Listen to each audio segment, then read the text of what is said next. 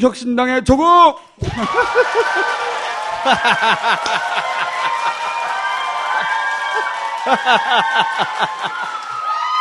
네, 반갑습니다. 조국입니다. 네.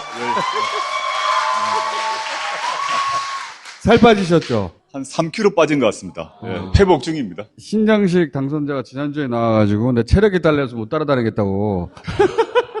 상시 선거 체제야. 왜 하루도 안 쉬고 달리시는 거예요? 하루도 안 쉬고. 제가 이제 선거 마치고 난 다음 날에도 자꾸 하자 그랬고, 그 뒤도 여러 가지 공동 일정을 자꾸 잡고 있습니다. 선거 다음날 이거 한 거예요, 이거. 검찰에 마지막으로 경고한다. 김건희를 수사하라. 선거 다음날 몰려가가지고. 조국혁신당이 조직력으로 비하면 민주당에 비해서 한 15분의 1밖에 안 되거든요. 그래서 하부 조직이 없고 한 상태에서 저희가 할 수 있는 거는 당선자들이 몸으로 뛰는 것밖에 없다. 그래서 제가 이런 말을 했습니다. 선거가 끝났지만 개원 때까지 계속 선거운동을 계속하자.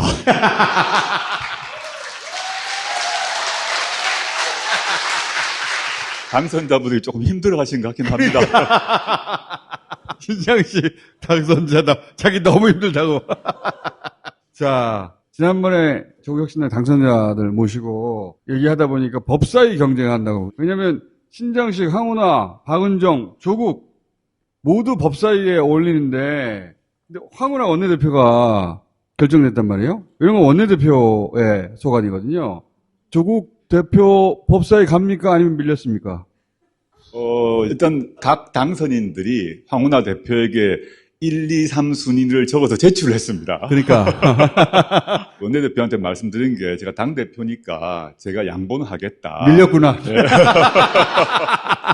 최종 통지는 못 받았습니다. 통지를 못 받았습니다. 요즘 의견이 궁금한 현안들이 많습니다. 이제는 명실상부한 현실 정치인이니까 최혜병 특검 김진표 의장이 어떻게든 피하려고 하는 것 같죠? 오늘 오기 전에 보니까 국민의힘하고 민주당이 합의는 하나 했더라고요. 했는데 거기에서 최혜병 특검은 빠진 상태. 그렇죠. 그리고 의장께서 왜 안 하고 해외여행 가실려는지 도저히 이해가 안 되고, 오늘은 조국혁신당 원내대표단에서 아주 강한 항의 기자회견도 했는데, 전 떠나시는 마당에 의장으로서 마무리를 그렇게 해주시면 좋겠는데 왜 안 하시려는지 도무지 이해가 안 되고, 이건 정말 직무유기 아닌가 이런 생각이. 직무유기죠. 애초에 여야 합의가 안 되니까 패스트트랙 올라탔는데. 해외여행 가시기 전에 올리지 않게 되면 윤석열 대통령이 거부권 행사할 거란 말입니다.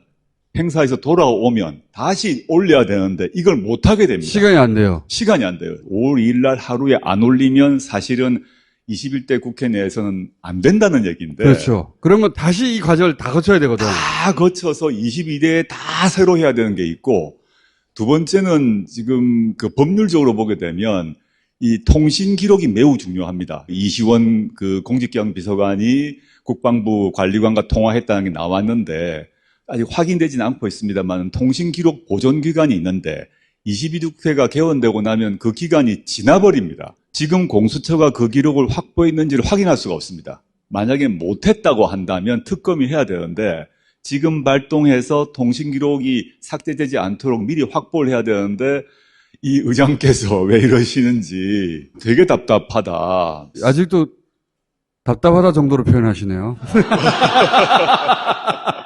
김진표 의장께서 목리를 이상하게 부린다라는 생각이 들어요. 왜 저러시는지 이유를 잘 모르겠습니다. 자기 손으로 최상병 특검 통과시키지 않겠다는 거거든요.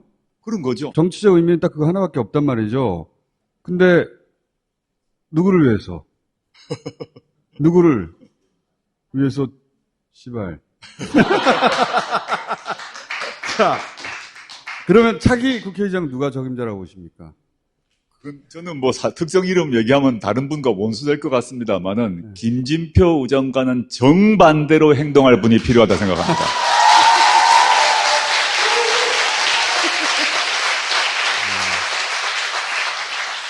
그분이 X입니까? E십니까? X입니까? 지금 나오는 분들 사적으로 뭐 잘 아는 분들도 있고 저하고 뭐 친교가 나누는 분도 계신데 저는 다른 것보다 이번 총선 민심을 반영하도록 국회의장이 뽑혀야 되고 총선 민심을 왜곡하거나 지연하거나 이런 분은 안 된다고 생각합니다.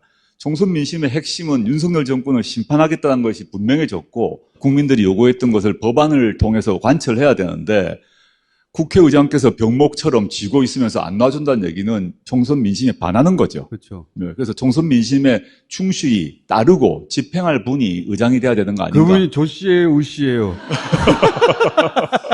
저는 전가요. 박 씨도 있고 그 추 일단 씨도 있어요. 추 씨. 민주당에서 결정을 하실 거니까요. 예. 이재명 대표 연임 찬성 의견이 저희 조사상으로는 민주당 지지층이 80%가 넘어요. 그거는 그럴 수 있어요. 그런데 조국 혁신당 지지층이 이재명 연임을 원하는 비율이 민주당보다 더 높아요. 총선 시기에 조국혁신당에 한 표를 주셨던 그 유권자들 또는 당원들 중에서 상당수는 그 시점에 이재명 대표를 지지했던 강도가 더 셌을 겁니다. 아마. 맞아요. 그때 여론조사상으로 조국 혁신당의 지지자들이 이재명 지지 강도가 더 높았어요. 그건 다 이유가 있다고 생각합니다.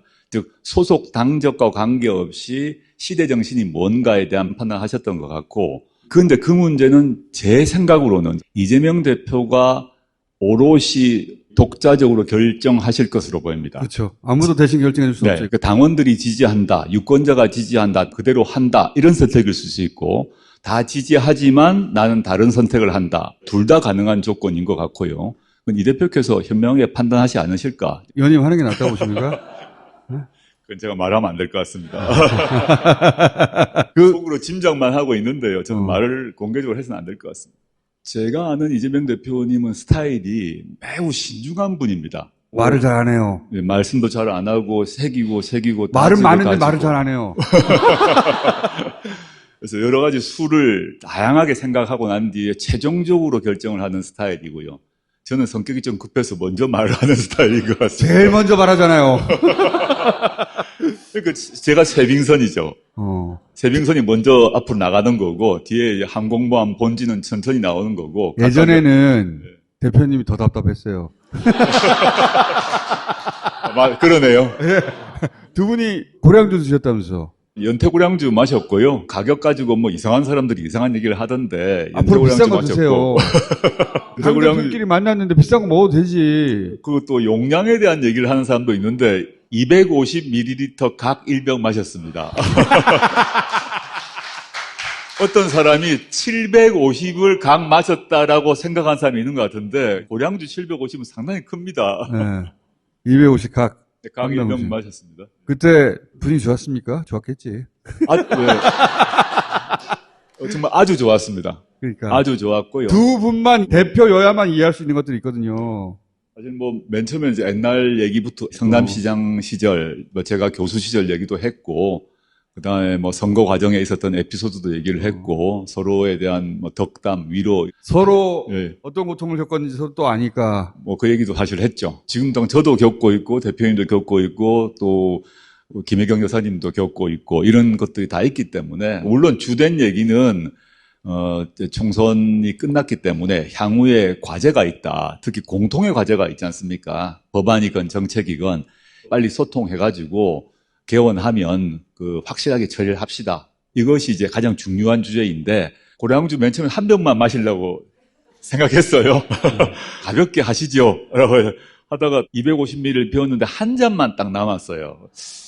그 경우 이제 갈등이 생기지 않습니까? 어떡할까요? 그냥 술은 그만하실까요? 하는데 한 병 더 합시다. 그래서 한 병 더 해서 그냥 각 1병으로 마무리됐습니다. 각 1병으로. 아주 화기애애하고 즐거운 분위기였다고 보시면 됩니다. 두 사람 모두 이제 선거를 이끌었고, 두 사람 모두 비슷한 괴롭힘을 당했고, 그 정도 되는 강도를 겪은 사람은 지구상에서 서로 찾기가 힘들기 때문에 얘기하지 않아도 다 이해가 되는 측면들이 있을 거 아니에요. 저하고 이재명 대표에 대해서 뭐 이간질, 갈라치기 또 뭐 이상한 얘기들이 많이 있던데, 저하고 이 대표님하고는 연태고량주 마시는 그날만 공개되었습니다만은 총선 전에도 뭐 통화도 하고 문자도 하고 그런 사이입니다. 안 좋은 일이 있을 때 위로도 하고. 근데 마치 두 사람이 원수끼리 만나서 뭐 이런 식으로 몰아가는 일부 사람이 있는 것 같아서. 일부러 그런 거예요. 의도적으로. 저는 뭐 인간적 신뢰를 갖고 있다. 한마디로 말하면 뭐 서로에 대한 인간적 신뢰가 있고, 그 다음에 공통의 정치적, 정책적 목표를 갖고 있습니다. 175석의 민주당이 신속 처리 절차로 법안을 통과하려면 조국혁신당의 12석이 반드시 필요하고, 또 조국혁신당은 12석밖에 안 되는 정당이기 때문에 저희가 추구하는 정책, 그 법안이 있으려면 반드시 민주당의 표가 필요합니다. 이건 바보 아니고는 너무 당연한 얘기인데 그걸 자꾸 갈라치고 뭐 서로 이상하게 몰아가려는 서로 분들이 친하게 있어서. 지낼까봐 그러는 거예요. 이번에 선거에서 그 위력을 봤잖아요. 예, 예. 양쪽이 역할 분담해서 각자 역할을 해버리니까 너무 막강한 거야. 얼마나 무섭겠어, 상대 입장에서는. 씨발, 큰일 났다. 둘이 싸우게 만들어야 돼. 그런 작전을 끊임없이 할 거예요. 그 선거 전에도 그랬고 선거 후도 그런 것 같은데. 앞으로도 계속 그럴 겁니다. 조국혁신당의 등장에 대해서 이제 부정적으로 보는 분들이 많았습니다, 초기에는. 근데 총선의 결과도 그렇고, 지금도 보시면, 그 민주당과 조국혁신당을 합치면 무조건 이기게 돼 있어요. 그러니까 갈라놔야죠. 네. 그게 갈라놔야 되는 거죠. 지지층도 갈라놔야 되고. 네. 이 수치를 잘 기억하세요. 이재명 대표의 연임을 민주당보다 조국혁신당 지지층이 더 지지한다고. 그러니까 사실은 같은 동지들 끓인 거예요. 근데 이재명 대표하고 조국 대표마저도 가까워. 그게 얼마나 어려워, 이게. 뭐 일정한 긴장이 있다고 생각합니다. 아까 조금 전에 그 임미애 의원 나와 계셨는데, 임미애 의원하고 저하고 사실 친한 사이입니다. 그 조국혁신당과 더불어민주연합 사이에 긴장이 있었죠. 임미애 의원이 조국혁신당 너무 잘 돼서 자기는 안 될 것 같아 이렇게 얘기하시더라고요. 실제 그랬습니다. 적당히 좀 해라! 선거 끝나고 통화를 했더니 나 진짜 떨어지는 줄 알았어. 그런 점에서는 긴장이 있죠. 그런데 저는 그렇게 생각합니다. 그런 긴장이나 경쟁이 없으면 무덤 속에 평화거든요. 그럼 활력이 안 생깁니다. 근데 긴장이 생기면 열심히 뛰게 됩니다. 조국혁신당과 더불어민주연합 전체로 보게 되면 잘 된 거거든요. 그 정도 긴장 없이 잘 되는 법은 없다고 생각합니다. 박수!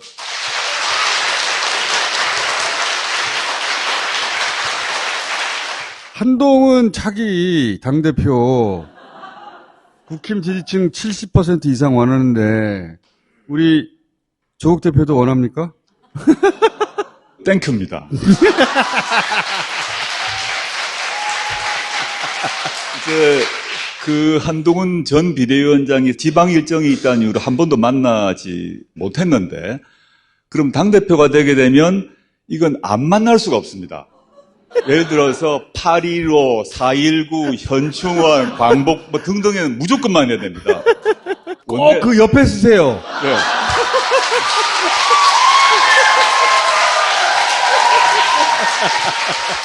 국가 이제 의전 서열이 있는데 의석수대로 앉게 되었는데 22대 국회가 열리면 저는 국민의힘 바로 옆에 앉게 됩니다.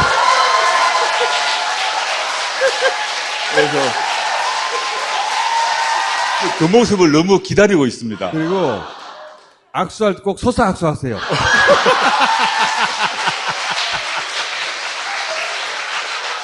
한동훈 전 비대위원장이 당대표로 선출되게 되면 공식적인 모든 행사에서 제 옆에 앉게 되고 그때마다 제가 말을 좀 하려고 합니다. 생방송으로 카메라가 있는 자리에서 저를 입틀막 할 수는 없지 않습니까? 그때 키도 좀 물어봐 주세요. 키가 같잖아요, 두 분이. 만약에 대표로 뽑히신다면 공식적으로 뭐 제가 당사 방문은 못한다 하더라도 모든 국경일 등등의 행사에서 항상 나란히 앉아서 질문도 하고 뭐 여러 가지를 따져도 볼 생각입니다. 기다리고 있습니다.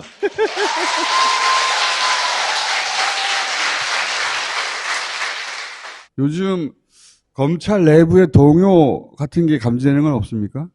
이제 총선이란 게 정말 중요하다는 생각을 하는데 총선 민심을 통해서 큰 판이 한번 정리가 됐거든요. 그걸 검찰이라고 모를 리가 없습니다. 민주당의 검찰개혁 공약하고 조국혁신당의 공약이 사실상 검찰개혁에 있어서는 거의 비슷합니다. 그것이 실현된다 생각하면 검찰 입장에서는 아득하거든요. 또 그다음에 특검법이 통과될 게 여러 개가 있기 때문에 어떻게 할 것인가를 검찰 조직 내에서 논의할 수밖에 없죠.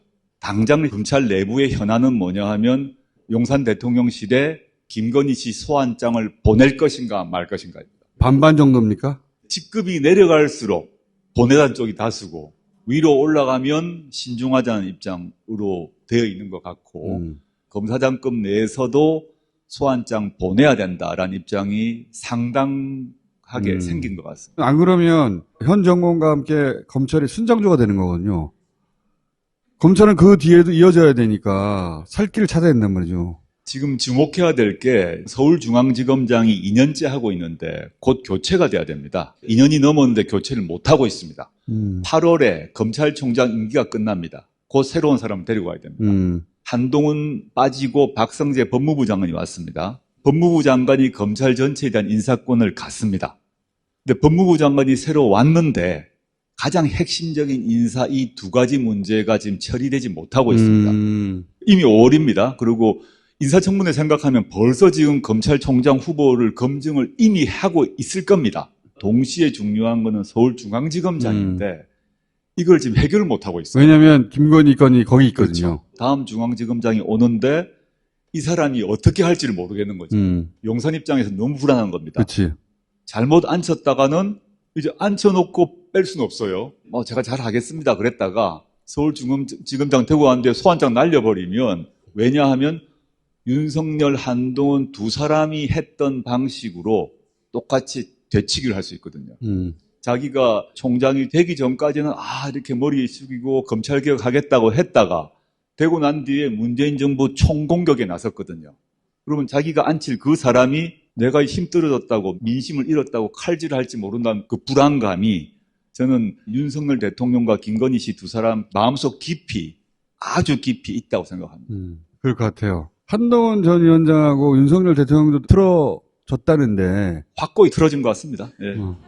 제가 들은 바로는 두 사람 사이의 불신은 이미 도를 넘은 것 같고, 그래서 윤석열 대통령은 한동훈 전 비대위원장이 당대표 나온 걸 매우 싫어할 것 같습니다. 권력의 핵심 사이에 이미 균열이 시작됐다. 다른 사람도 아니고 윤한 사이에 그 막역한 창업 동지라고 할 만한 사이인데, 창업 동지, 쿠데타 동지이기도 하죠. 네. 그런데 지금 서로 연락도 하지 않는 사이고, 김건희 씨하고는 한동훈 씨 사이는 카톡을 몇백 번 한 사이인데 연락할 때 중간 사람이 반드시 끼는 거죠. 그 결정적 계기가 뭐랍니까? 공천 과정에서 한동훈 비대위원장이 자기 사람 넣으려고 했던 게 있고요.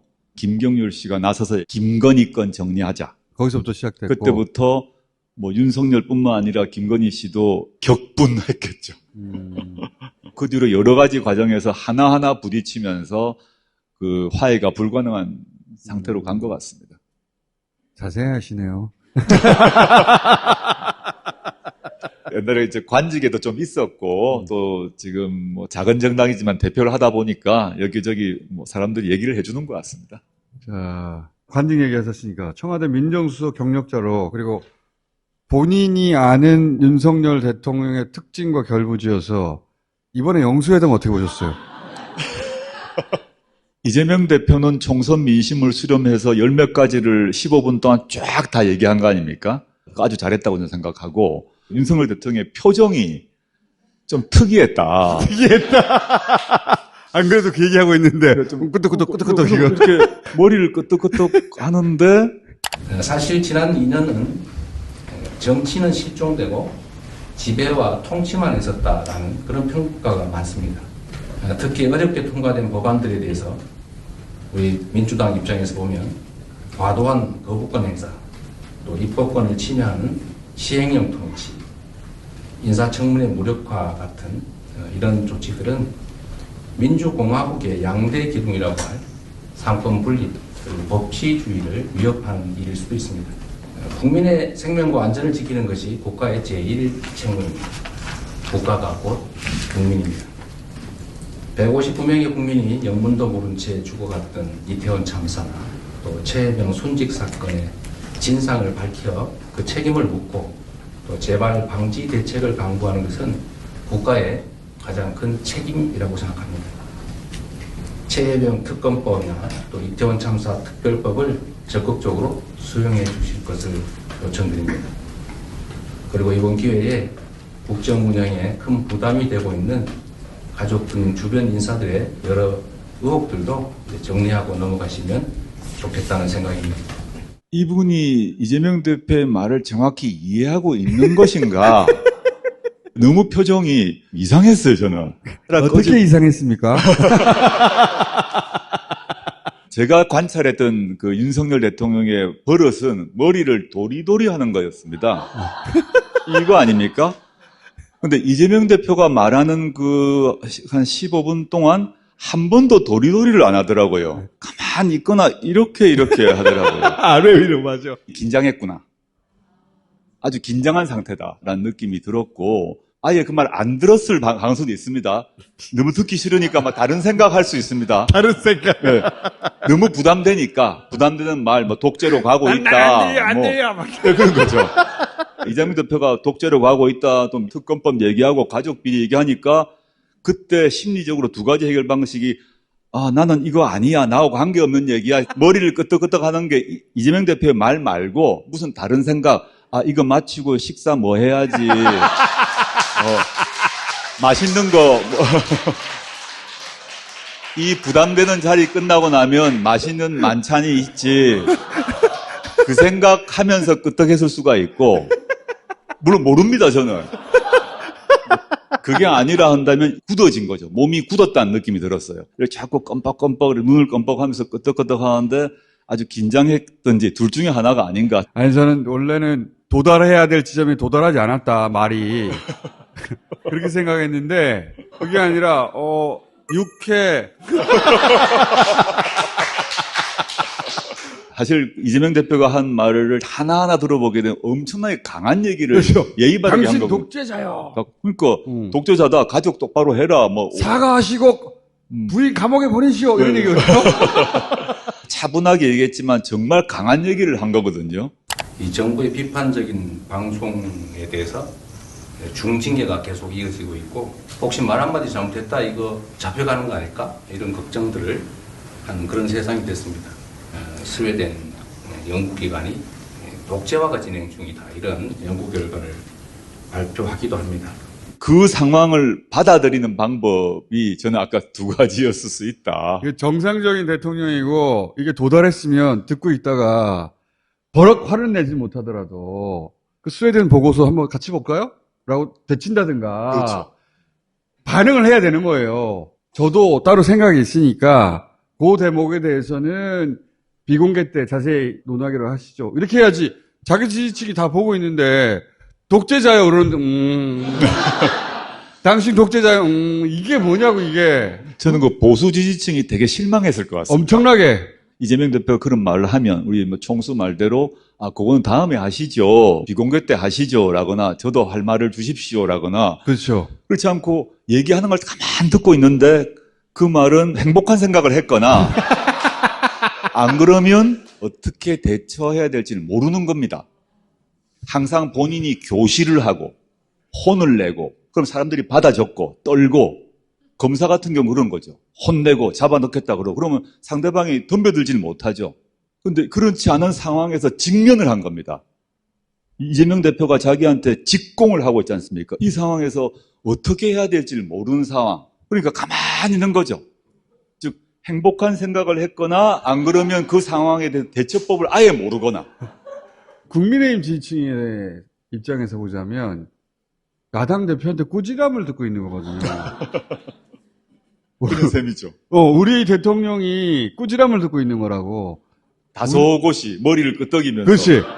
홍준표 대표가 와가지고 문재인 정권은 독재고요. 뭐 얘기하고 있는데 문재인 대통령 이랬다면 우리가 얼마나 화가 나겠어.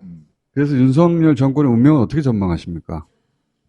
총선 직후에 윤석열 대통령이 이상한 성명서를 안 했지 않습니까? 사과도 하지 않고 유감도 표시하지 않고 우리의 국정 기조는 옳았는데 소통이 덜 되었고 하위 공무원들이 일을 잘못했다 입장을 냈고 그 다음에 지지율이 폭락하니까 이재명 대표한테 연락해서 또 이상한 모습을 보여줬거든요.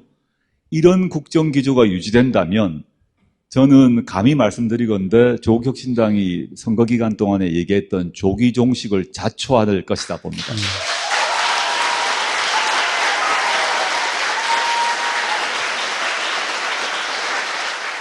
3년 너무 길다는 말을 저희가 했지 않습니까? 시민들에게 뭐 속 시원하다 이런 말씀을 들었고 그렇지만 상당수 또 국민들은 그게 되는 얘기냐 이런 얘기 또 하셨어요. 그런데 선거가 끝나고 난 뒤에 이명박 정부 때 법제처장을 한 이석연 변호사라고 계신데 아주 보수적 변호사입니다. 이분이 시론을 썼습니다. 다음 지방선거 때 개헌을 해가지고 윤석열 대통령의 임기를 1년 줄이는 개헌을 하자. 그리고 국민투표 같이 하자라고 얘기를 했어요.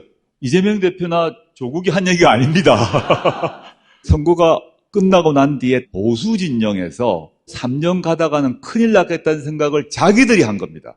자기들도 하고 있는 것 같아요. 이미 실제로. 하고 있어요. 물가가 지금 계속 치솟고 있지 않습니까? 우리나라 GDP가 멕시코보다 떨어졌지 않습니까?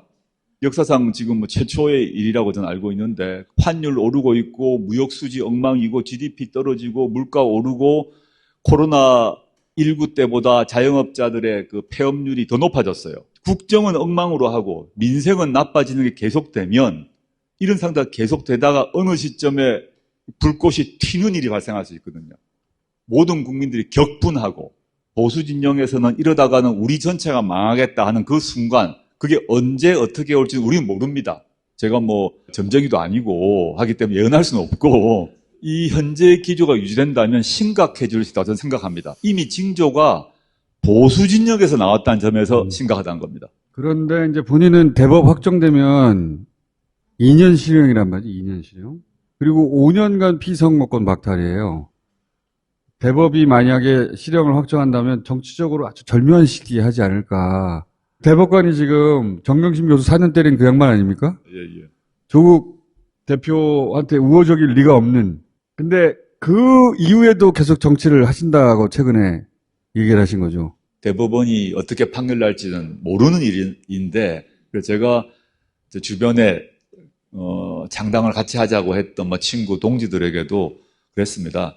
대법원 판결이 어찌 날지 모르겠지만 가장 극단적인 일이 발생하더라도 나는 갔다 와서 계속 할 거다. 실형이 확정되거나 또는 실형이 아니라 하더라도 유죄 판결이 확정되게 되면 정치 활동을 몇 년간 못 하지 않습니까? 그렇죠. 그러니까 어떤 일이 있어도 이제는 정치는 계속하는 나는 정치인이다. 정치인이라고 스스로 결심을 했기 때문에 나온 거고 지금도 그런 말을 하고 있는 것입니다. 박수.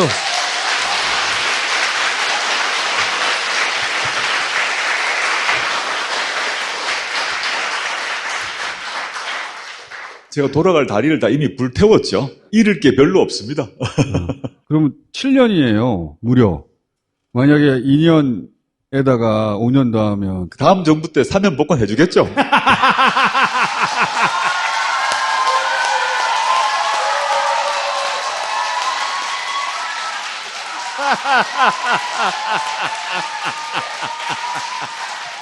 정치인이 다 되셨네 진짜.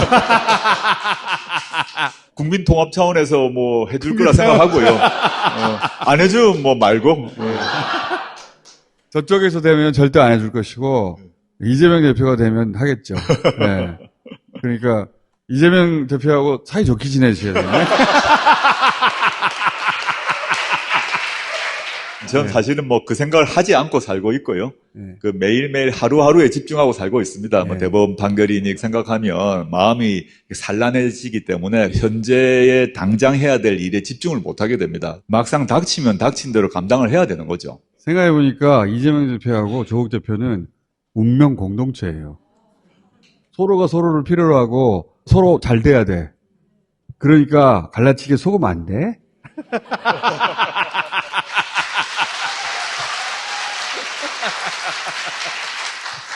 생각해보니까 조국 대표가 이재명 대통령이 가장 필요해요.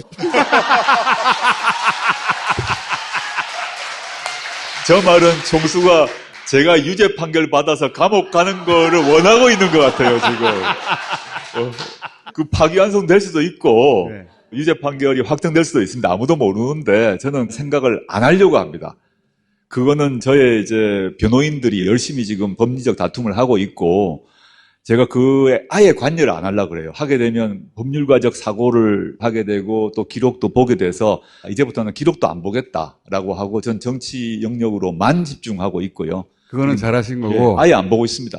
이거는 제가 보기에는 법리하고 상관없고 윤석열 대통령의 운명과 또 연동된 문제라고 봅니다. 윤석열 대통령이 어떻게 될 것인가, 조국 대표 재판은 어떻게 될 것인가 연동돼 있고, 그리고 이재명 대표의 운명과 조국의 운명이 또 연결돼 있고 다 서로 묶여 있다. 손잡고 가세요. 윤석열 대통령과 저의 그 운명 문제는 쉽게 말해서 제로섬 관계라고 봅니다. 완전히 제로섬이죠. 네. 또 예. 이재명 대표와 윤석열 대통령과의 관계도 제로섬 게임이죠. 완전히 제로섬이고. 예. 그건 예. 분명한 것 같고요. 예. 적어도 이번 총선을 계기로 윤석열 대통령의 운은 꺾이는 추세로 가고 있음은 분명합니다.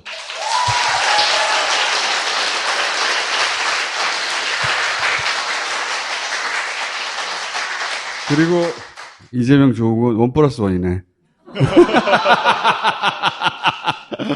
일종의 세트 운명이야 보니까. 자, 대표님 예, 예. 들어가세요 이제. 끝났습니까? 네. 감사합니다.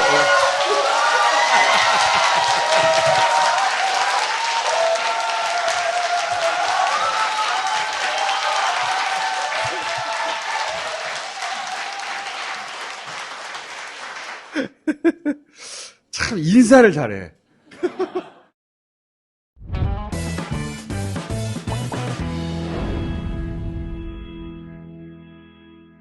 오늘은 발사믹 30년 전이구나. 이건 예술이야 진짜. 지금 15년 산, 30년 산, 15%씩. 오, 할인이네. 끝. 자, 5분을 모시겠습니다.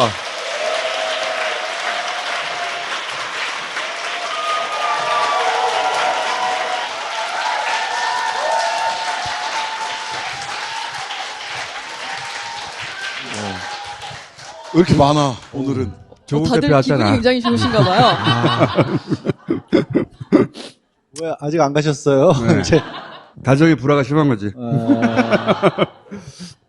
자, 우리 신장식 당선자는 이제 당선돼가지고 자리가 가운데로 딱 고정됐네? 여기서 여기까지 오는데 27년이 걸렸습니다. 30초씩만 네. 딱 하고, 예. 지금 15년 산, 30년 산, 15%씩 할인되고 있습니다. 굉장히 케이스가 고급스럽죠? 30년 산이 반칙이에요. 15년 산도 정말 맛있거든요.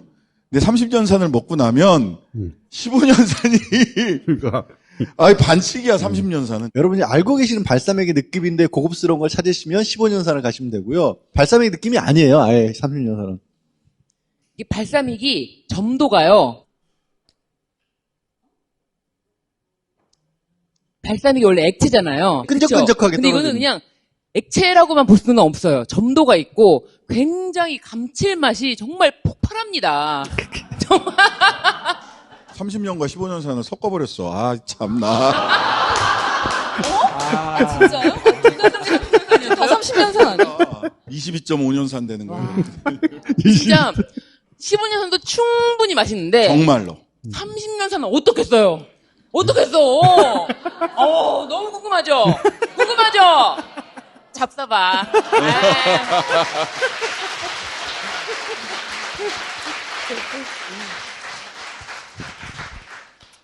자, 오늘은 주제가 하나예요. 오늘 내내 그 얘기를 했는데, 영수회담에서 윤석열 대통령이 지은 표정을 우리는 어떻게 해석해야 하는가?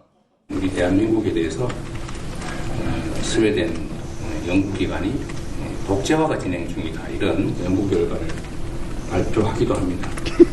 독재화가 진행 중이다. 발표하기도 합니다. 당신 독재자야 그러는데 끄덕끄덕 하잖아. 그 다음. 보도를 이유로 기자, 언론사에 대한 압수수색이 언론사에 대한 압수수색이 매우 일상적으로 일어나고 있다. 혹시 말 한마디 잘못했다 이거 잡혀가는 거 아닐까? 이런 걱정들을 잡혀가는 거 아닐까? 이런 걱정들을 하는 그런 세상이 됐습니다. 이것도 마찬가지로 당신 독재자란 말이거든요. 자, 그 다음. 과도한 거부권 행사, 또 입법권을 침해하는 시행령 통치, 또 입법권을 침해하는 시행령 통치, 상권 분립, 그리고 법치주의를 위협하는 일일 수도 있습니다. 위협하는 일일 수도 있습니다. 이것도 독재란 말이에요. 사실 지난 2년은 정치는 실종되고 정치는 실종되고 지배와 통치만 있었다라는 그런 평가가 많습니다. 그런 평가가 많습니다. 진짜. 자, 이태원 참사 특별법이나 특검법 등에 대한 거부권 행사에 대해서 유감 표명과 함께 향후 국회 결정을 존중하겠다라는 약속을 해주시면 참으로 좋겠다는 생각이고 또 정중하게 요청드리는 바입니다. 사과하라는 얘기거든? 또 이건 마지막에 가족 얘기하는 거예요.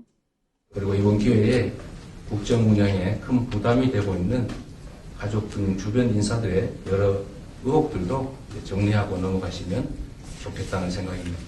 계속 눈을 깜빡깜빡 하면서 고개를 깜빡깜빡 해요. 끄덕끄덕끄덕. 도대체 이걸 어떻게 해석해야 되느냐. 조국 대표는 이때 먹는 걸 생각하고 있었다.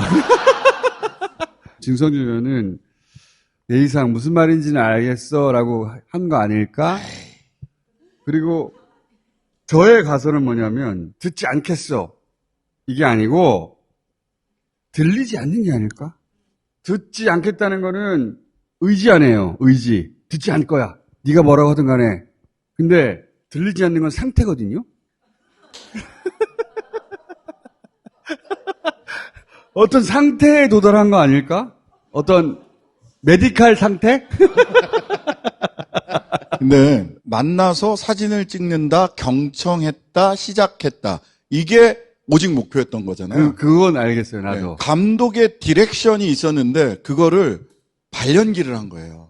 발연기설이네. 네, 발연기설입니다. 어. 감독의 디렉션은 뭐였냐면 경청하고 긍정하는 통 큰 모습을 보이라. 나는 관대하다. 나는 관대하다. 계속 고개를 끄덕여라. 나는 야당도 포용한다. 그렇지. 그 디렉션을 딱 받은 거예요. 저는 그 감독이 예. 아무래도 용산에 사는 가정주부가 아닐까. 고개를 끄덕여라. 근데 얘기가 현타가 오는 거야. 고개를 크게 끄덕일 수가 없어. 그러니까 살짝 발연기가 시작된 거죠. 자, 발연기설. 저는 자극에 따른 리액션이라고 보는데 파블로브의 개가 종소리 울리면 바로 침 흘리기 시작하잖아요. 근데 저는 저 자리 배치 처음 봤을 때도 좀 이상했어요. 누가 봐도 가운데 상석인데 이재명 대표를 앉혔잖아요. 그치. 원래 저 자리에 앉는 사람이 있었다.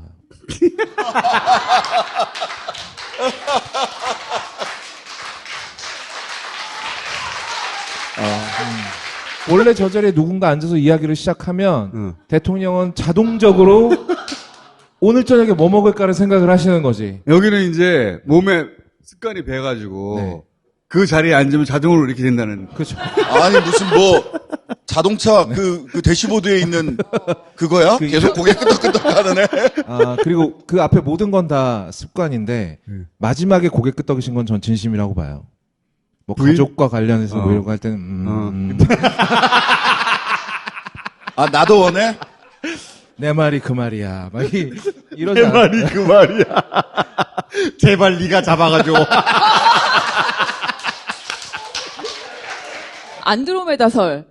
좀 딴 생각을 하고 있는 게 아닌가. 왜냐면은 전혀 뭔가 감정의 동요가 느껴지지 않고 계속 똑같은 표정을 짓고 저렇게 있는데 자기를 비판한 내용이면 뭐 뭔가 반론을 제기하고 싶다던가. 그렇지. 이런 게 있었는데 표정의 변화가 지금 없는 것이 그냥 의지예요, 상태예요. 알 수 없죠.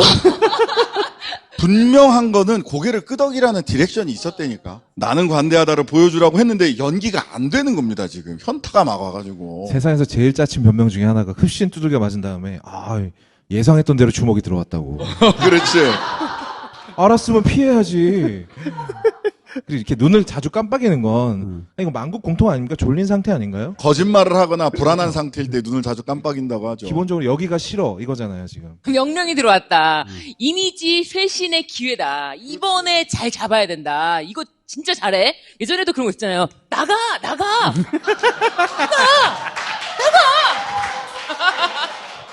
그것처럼 명령이 들어왔고 뭔가 듣기 싫은 말이 들어오니까 저는 여기서부터 귀를 닫고 그 명령은 따라야지. 그렇지. 까먹을 때마다. 저는 근데 약간은 좀 다른 생각이 든 게 대통령실 관계자들이 저녁에 종편이라는 데 와서 너무 좋았다는 거예요. 윤석열 본인은 다음엔 우리 국회 가서 하자.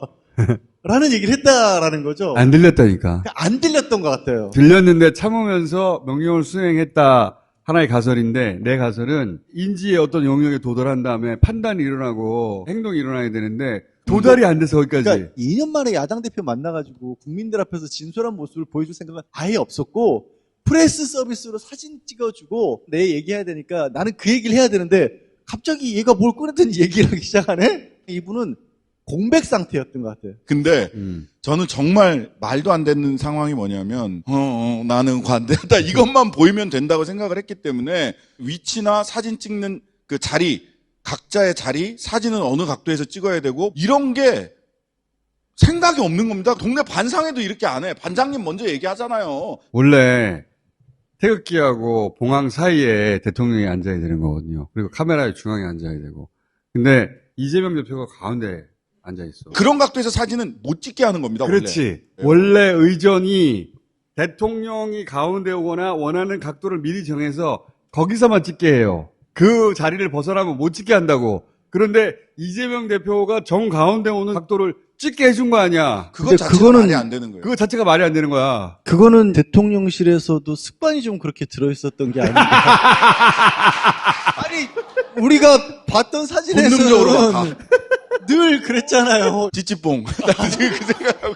대통령실에서는 그러니까 이 상황이 예견 못한 상황이었던 거죠. 프레스 서비스 끝내고 바로 문 닫고 사진은 녹화분만 풀라 그랬는데 갑자기 이걸 꺼내서 다 당한 거야. 그냥 당했어. 아니, 이건 뭐 합의가 없었던 거예요. 그죠? 그래서 깰 합의도 없는 거예요. 깬 것도 아니다. 이재명 대표가 잘 활용한 거지. 네, 깰 합의조차 없었던 상태에서 그 시간을 활용을 한 것이고 그런 깰 합의를 안 만든 대통령실은 정말 저는 다 잘라야 된다고 생각합니다. 나도 다 잘라야 된다고 생각해. 다 잘라야 된다고 생각해요. 사실은 의제를 조율했어야 하는 거예요. 의제를 조율 안 하니까 이재명 대표가 마음대로 얘기하잖아. 어? 그라운드를 활짝 열어준 거야. 그래? 알았어 그러면. 들어가서 그라운드를 막 누빌게. 막 누볐는데 그 말을 듣는 윤석열 표정을 계속 봤는데 웃고 관대하게 섭취하는 대통령으로 야당도 포용하는 대통령으로 디렉션이 있었을 것 같아.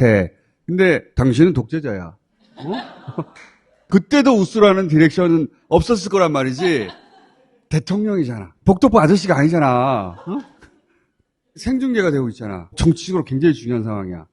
근데 지금 이 새끼가 나한테 독재자라고 했어? 화를 낼 수는 없어. 그렇다 하더라도 리액션을 해야 되거든? 그런 판단을 하려면 일단 정상적으로 인지 능력에 도달한 다음에 그 영역에서 같이 판단도 하고 그 다음 행동도 결정해야 되는데 이게 도달해 못한 것 같아. 도달을. 이거는 전문의의 속임이 필요하다. 라고 거업이 생각하지.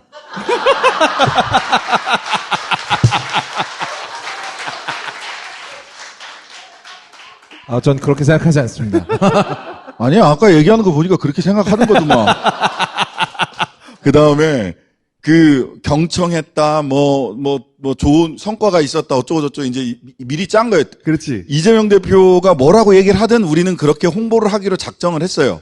그러니까 그날 저녁에 정진석 비서실장, 홍철호 정무수석, 이도훈 수석대변인, 셋이 KBS, 채널A, TV조선 이렇게 나갑니다. 가서 너무 잘했다. 너무 훌륭하다. 정진석 비서실장이 뭐라고 얘기를 했냐면 퀄리티 스타트라고 얘기를 했어요. 선발 투수가 6회까지 3점 이내를 주면 굉장히 잘한 거다. 야구 팬으로서 얘기 들으면 선발 투수가 조기 강판당하는 게 있습니다. 퀵쿠크라고 합니다. 무슨 퀄리티 스타트야. 퀵쿠크지. 입력되지 않은 상황이 벌어지면 그냥 정지해버리는 스타일인 것 같아요. 프롬프트에 아무 말도 안 나온다. 그럼 그냥 멈춰버리잖아요, 거기서. 그렇지. 왜냐면 이분은 머릿속에서 이미 정신과 시간의 방에 들어가 있기 때문에. 말이 너무 심한 거 아니야? 깔끔하게 제가 가는 걸로 하고, 그러면. 딱 예정된 게 있었잖아요. 인사하고 기자들 다 내보낼 거다. 근데 이재명 대표가 A4지를 주섬주섬 꺼내는데 이게 금방 끝날 줄 알았는데 10장이야. 그때부터 이분은 그냥 정지해버리신 것 같아요. 뇌가 그러니까 예. 그런 상황이어도 외정지. 말이 너무 심하네! 외정지. 코마 상태란 얘기입니까? 예상하지 못했더라도 그런 종류의 공격이 들어오면 네네네. 또 다른 종류의 각성이 일어나잖아. 이 새끼가 모두 전환을 하죠. 이 새끼가 날 뭘로 보고 있어? 안철수 의원 같은 거 이렇게 좀 하다가 뭐 억지로 참는 게 아니라는 거지. 이게 도달하지 않는다. 도달해야 감정도 생기고 판단도 생기는데 도달하지 않아. 이거는 상태다, 상태. 예. 이것까지 말하면 너무 위험한데. 같이 가겠는데. 알코올의 코팅. 코팅. 나 이 얘기 좀 빠져야 되겠다. 코팅. 우리는 무슨 말을 했을 때 제가 끼어들기도 하고 주변에서 끼어들기도 하고 무슨 얘기하면 반론도 듣고 이런 게 사회생활이라는 거잖아요. 그런 기제가 다 죽어버린 것 같아요. 그런 식의. 죽었다니 말이 너무 심하네. 이런 식으로 하잖아, 주위에서. 심기경호를 해서 밑에 사람들이 살펴가면서 했던 기나긴 시호를 사는 동안 그런 부분이 퇴화해버린 게 아닌가. 저런 말이 들으면 어떻게 해야 될지 모르는 거죠. 이거는 문재인 대통령이 안철수 대표가 와가지고 당신은 독재자입니다. 그런데 문재인 대표가 우리 입장에서 그걸 봤다 그러면 문 대통령 지금 상태가 이상한데? 뭔가 문제가 있는 것 같다. 윤석열 대통령이 그런 걸 한 거예요. 그래서 국민의힘 지지층은 충격적으로 받아들였을 것 같아요, 이거를. 2년 동안 제가 처음 드린 기회라 저도 경청하였고요. 저도 할 말이 있지 않겠습니까? 그 얘기는 비공개 시간에 그렇지. 제 입장을 충분히 설명드릴게요. 뭐 이런 정도 말을 해야 될 거 아니야. 그래놓고 예상했지롱. 얘기하고 그 다음을. 정상적으로 도달하지 않는다. 그 부분에선 저는 빠지겠습니다. 근데 저는 이제 탄핵이 불가능하다고 생각하거든요. 헌재 인적 구성으로 보면. 근데 이 장면을 보고 처음으로 3년은 가겠나. 이런 정도의 상황 인식을 가지고 그 복잡한 국정과 외교를 한다고? 저는 외교가 너무 걱정이 되더라고요. 한국말로 해도 저러는데. 외국어로 하면. 나는 차라리 화를 냈으면 사람이 머리는 정상으로 돌아오네. 이렇게 생각했을 텐데, 아니, 이거 큰일인데? 보수 커뮤니티들의 반응들을 보고 총수랑 비슷한 생각을 했어요.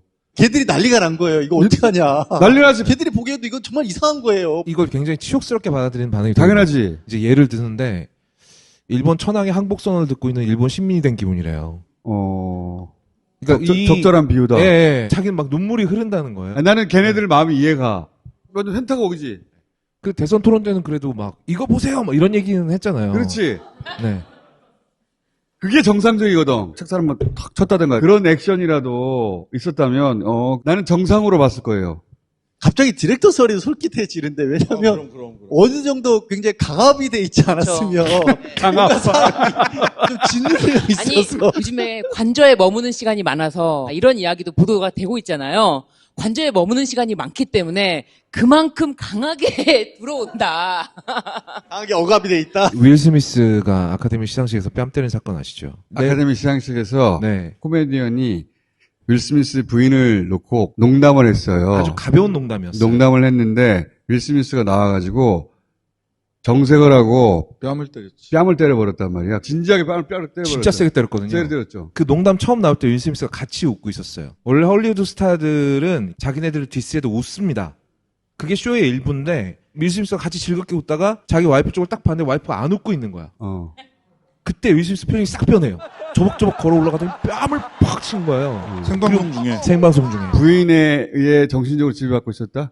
뭐 그런 얘기들이 많이 있더라고요. 이 얘기를 왜 하는 거야, 근데? 갑자기 생각이 나서.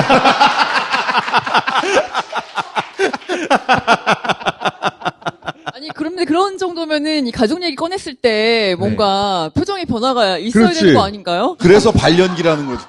디렉션은 있긴 있었다 치지만 네. 이 사리 판단하는 영역에 이 말이 도달하지 않았다니까. 나는 그렇게 생각해. 그쵸? 예. 코팅돼가지고. 저도 그렇게 생각해요. 예. 네. 그래서 내가 진짜 걱정하기 시작했어. 어머, 이런 사람이 지금 그 자리에 앉아서 앞으로 3년이나 더 있어야 되나? 화를 냈으면 내가 그렇게 생각 안 했을 거야. 부시가 9.11 있을 때 초등학교에서 초등학생들이랑 앉아갖고 이야기를 하고 있었잖아요. 9.11이 터졌다라고 해서 보좌관이 와서 얘기를 하는데 10분 넘게 아무것도 가만히 못하고 가만히 있어요. 가만히 있어. 어떻게 해야 될지를 모르는 거예요. 대통령인데 자기가 대통령인데. 명령을 내려야 되는데 아무 말도 안 하고 그냥 초등학교 그 교실에서 조그만 의자에 앉아서 가만히 있어요, 그냥. 그 영상으로 그대로 남아 예, 있어. 그대로 나와요. 한 10분 넘게 가만히 있었던 걸로 제가 기억을 하거든요. 그 얘기를 왜 한 거야? 저는 대통령실 시스템 걱정. 관대한 대통령을 저런 식으로 사진 찍히게 나오고 하고 의제도 합의 안 한 대통령실 스태프들은 다 국가와 민족을 위해 윤석열 대통령을 위해 전부 다 잘라야 된다라는 이야기를 하고 싶어서 한 얘기입니다. 민주당에서는 혹평을 했잖아요. 대통령실에서 잘했다는 거예요. 그러니까. 이 회담이 잘 됐대. 이게 말이 돼요? 야당 대표라지만 과도하고 심하다. 이렇게 얘기를 하는 게 정상적인 반응 아닌가요? 근데 그냥 잘 됐다, 경청했다, 퀄리티 스타트다, 너무 훌륭한 출발이었다. 이건 누가 입력한 겁니까? 누구의 디렉션입니까? 아, 잘 된 거. 네. 3년 가기 어렵겠다. 이 정도 정신상태라니. 대통령한테는 듣기 좋은 이야기 몇 가지 정리해가지고 귀에다가 계속 반복해서 넣어주고, 나 잘하고 있지, 나 관대하지, 나 훌륭한 거지, 총선 저희가 이긴답니다. 엑스포 저희 된답니다, 예, 이런 거. 근데 실제로는 아니잖아. 그러면 깨달아야 되잖아. 감당할 수 없어서 모르는 척하는 것일 수도 있다는 생각도 들어요. 큰 병에 걸렸을 때 1차 반응은 부정으로부터 죽음의 시작을 5단계. 하잖아요. 예, 예. 예. 부정하잖아요. 있는 그대로 인정을 하면 감당할 수 없다라는 생각이 들어서 이제 있는 그대로 보지 않기로 작정을 하신 게 아닌가. 그 용산에 계시는 가정주부가 거봐, 내가 필요하잖아. 내가 없으면 이 지경이야. 알겠어? 곧 뭐 공식 활동을 재개한다 이런 얘기들을 쓱 흘려가지고 떠보고 있죠 지금. 근데 진짜 그 말이 자꾸 생각나요. 우리 아저씨는 바보야. 왜 이러시는 거야? 왜 이러시는 나 여기 이러시는 위험해. 나 진짜. 이건 좀 냉정한 평가, 냉철한 평가였다. 하여튼 나는 걱정을 시작했어. 우리나라처럼 다이나믹한 사회에서 이 정도까지 봤는데 과연 이 권력을 온전히 지탱시켜 줄까? 1년 이내에 무슨 일이 생기지 않을까? 아니, 1년 이내 대통령한테 무슨 일이 안 생기면 우리한테 다 무슨 일이 생길 것 같아. 이거 쇼츠다. 딱 나왔네. 너무 각인데 이거? 여기까지 하겠습니다.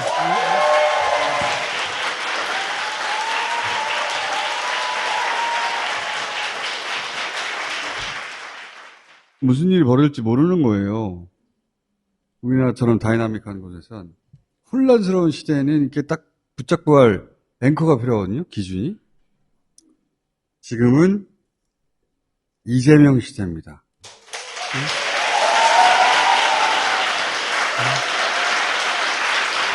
그래서 이재명을 딱 붙들고 가야 돼요. 여기까지 하겠습니다. 자.